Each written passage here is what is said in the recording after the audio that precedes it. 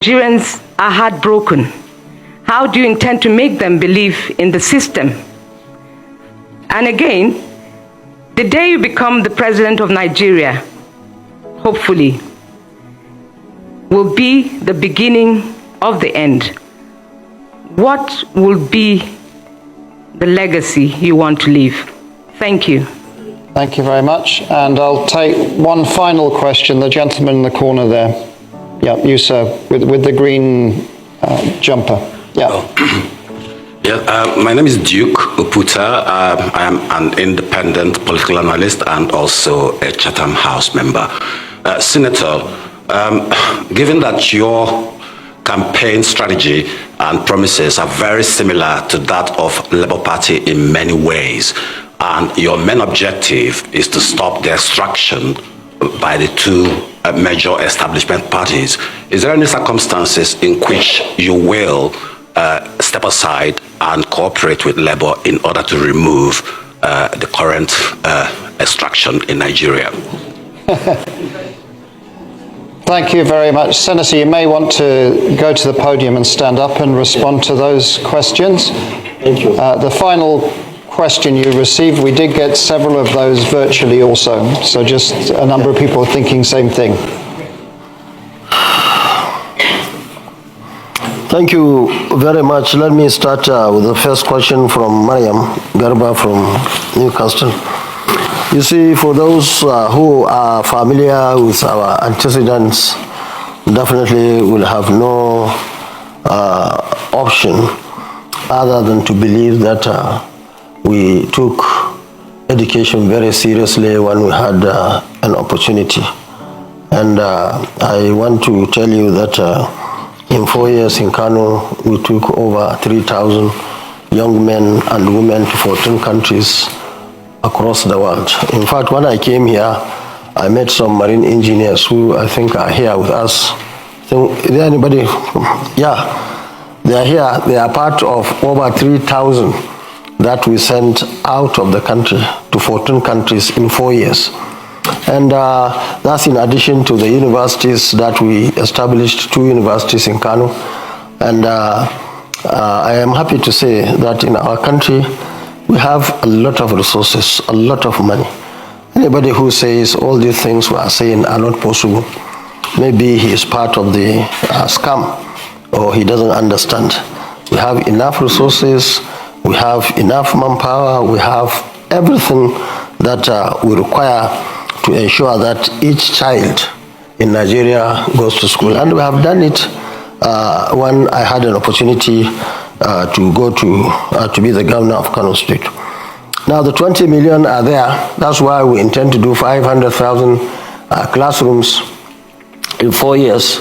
We will mop up all the resources that are necessary for doing that, and so that at the end of the day, by the grace of God, our children will go back to school. We have done it in Kano. All our children were given opportunity by building thousands of classrooms in primary schools, hundreds of secondary schools, 2 universities, 26 other institutes in just 4 years, and we believe it's possible. And that's our pledge to our countrymen and women. So the other question on patriotism, you see, some of the issues that we have is that, unfortunately, our leaders were not able to bring everybody on board. We are not able really to convince people that there is good leadership and people are benefiting. Now, one small example I want to make is, contrary to the issue of patriotism as far as the country is concerned, I can assure you the young men and women who benefited in Kano for the 4 years or 8 years I was governor are very patriotic to the state, to the country, and even to our movement, very much committed to that. So that means if we have good leadership that can bring everybody together, I have no doubt in my mind that Nigerians will be patriotic, and in fact more patriotic than many countries that we see today and think they are patriotic. So we will provide the leadership necessary for everybody to be carried along and ensure that everybody is committed to the project and Nigeria. I think the issue of hindrances of our sitting president, yes, I believe there are so many hindrances and they are not different from other expectations or our expectations really. But I want to say that leadership requires a lot of capacity, it requires a lot of experience, people with a lot of education if you like, and all what it takes really to be the president of the country. So I believe that with our party in power, going by our antecedents, going by my personal experiences, I have been in this game for 30 years now, and I have been in this country for about 10 years. I visited so many other countries as Minister of Defense, as House of Reps, Deputy Speaker, a Constitutional Conference member, and a Senator of the Federal Republic of Nigeria, and member of the NDDC representing Northwest, and of course advisor to President on Darfur and Somalia during those crises. So we know that there will always be challenge to presidents and even to a councillor. And how you handle it determines the type of person you are. We believe that we are going to do the right thing and support of Nigerians. I have no doubt in my mind that all those issues that are enumerated and many more that were not being mentioned would be resolved so that we can have a very new Nigeria for all of us. My legacy, one, we want to unite the country. We want to have one solid country that everybody is given the opportunity, not based on his religion or his ethnicity, but based on the content of his character. And that's what we have done in Kano. That's why everybody, even the biggest enemy, believes that we are very strong in Kano, we are very strong in northern Nigeria today in terms of support, because these are the people who actually know us, know what we stand for, know our capacity, and that's why we are so happy today that what we have sown over the years, I mean, this is the time to repeat. So the issue of legacy, we want to have a united Nigeria, a Nigeria that will not go through all this issue of insecurity, the issue of economy, the issue of education, and so on and so forth, especially the issue of ASU that was being mentioned now. ASU and NNPP, we are on the same page. We are working in direction. In fact, I'm happy to say that when I was governor in Kano, there was a time ASU was going on strike, but Kano branch had to take permission not to join them because they believe that we are doing the right thing. And that right thing will continue when we have the opportunity to bring everybody on board so that, as I mentioned in my speech, we don't have to have or witness ASU or other unions going on unnecessary strike. The issue of labor, you see, that's the problem we have.